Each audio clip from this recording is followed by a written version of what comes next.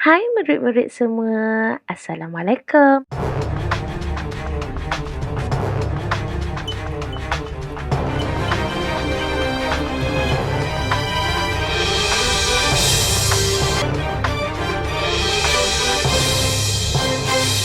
Kembali bersua dalam channel Cik Jumrah. Baik, dalam sejarah tahun 4 kali ini, Cikgu akan bawakan tajuk sebab dan akibat dalam peristiwa sejarah. Ini merupakan tajuk yang terakhir dalam topik yang pertama. Baik, semua dah bersedia? Bagus. Tapi sebelum itu, jangan lupa tekan butang subscribe dan like serta memberikan komen yang berfaedah untuk cikgu. Baik, jadi semua dah bersedia? Mari kita belajar. Baik, sebelum itu, cikgu nyatakan di sini standard kandungan yang kita akan pelajari pada hari ini ialah pengertian dan kemahiran ilmu sejarah. Standard pembelajaran kita pada hari ini ialah menghuraikan sebab dan akibat dalam peristiwa sejarah. Baik, untuk topik kali ini, elemen kewarganegaraan yang perlu kamu ketahui dan hayati ialah 1.1.7 menerangkan kepentingan mengambil iktibar daripada peristiwa lalu. Dan 1.1.8 iaitu menjelaskan kepentingan meraihkan sesuatu peristiwa sejarah negara.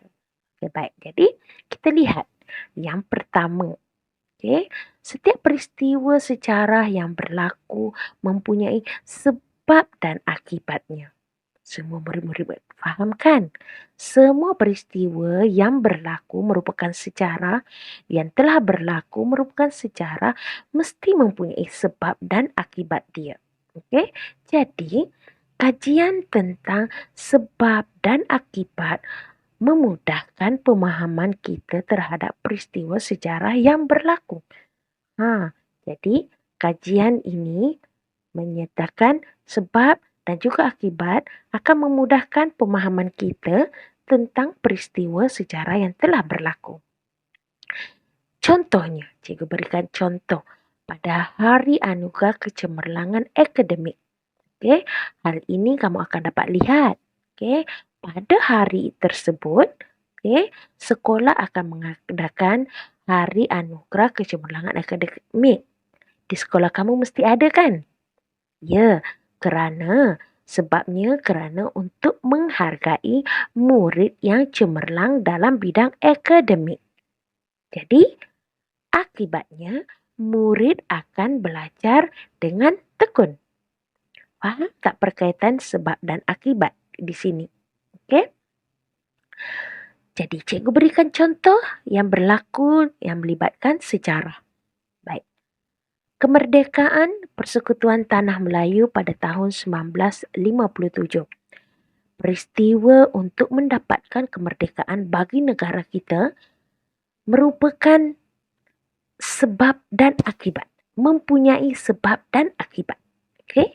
Jadi tanah air kita dijajah oleh British. Rakyat berjuang dan berusaha untuk membebaskan tanah air sehingga berjaya mencapai kemerdekaan. Okay. Jadi, kamu faham tak peristiwa yang berlaku iaitu pada sebelum kemerdekaan Persekutuan Tanah Melayu. Ini kerana British menjajah tanah Melayu. Akibatnya, rakyat berjuang untuk membebaskan negara daripada ancaman dan juga jajahan British. Sehinggalah kita mendapat kemerdekaan. Betul, pandai. Jadi kita lihat. Sebab dan akibat dalam peristiwa sejarah akan menimbulkan perasaan ingin tahu tentang mengapa dan bagaimana serta kesan peristiwa sejarah yang telah berlaku. Faham murid-murid? Sebab dan akibat dalam peristiwa sejarah ini, dia akan menimbulkan 3, iaitu perasaan ingin tahu tentang mengapa bagaimana serta kesannya terhadap peristiwa sejarah yang telah berlaku. Berdasarkan pemahaman tersebut, kita dapat mengambil iktibar dan pengajaran daripada peristiwa sejarah. Faham ke murid-murid apa yang dimaksudkan dengan iktibar? Ya, pandai. Pengajaran. Baiklah. Mari kita kaitkan pelajaran kita pada hari ini dengan kehidupan seharian kita. Apakah kesannya jika murid tidak rajin mengulang kaji pelajaran? Apabila murid tidak rajin mengulang kaji pelajaran, apakah sebabnya? Mungkin kerana dia malas, dia tidak berminat, dan apakah akibatnya? Ya, murid yang tidak rajin mengulang kaji pelajaran akan ketinggalan dan menyebabkan dia tidak berminat dengan pembelajaran kita.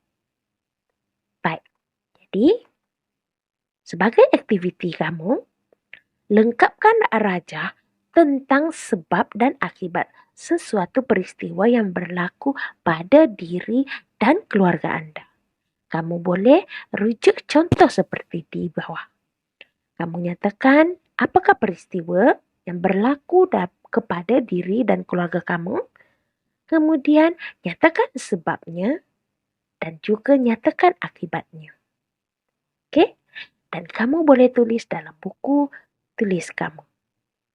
Jadi, cikgu rasa sampai di situ saja pengajaran kita pada hari ini. Cikgu harap kamu faham dan seronok. Sekiranya ada sebarang pertanyaan, kamu boleh tanya di ruangan komen di bawah. Jangan lupa like, komen, dan juga share video pengajaran cikgu ini. Sampai kita berjumpa lagi. Assalamualaikum.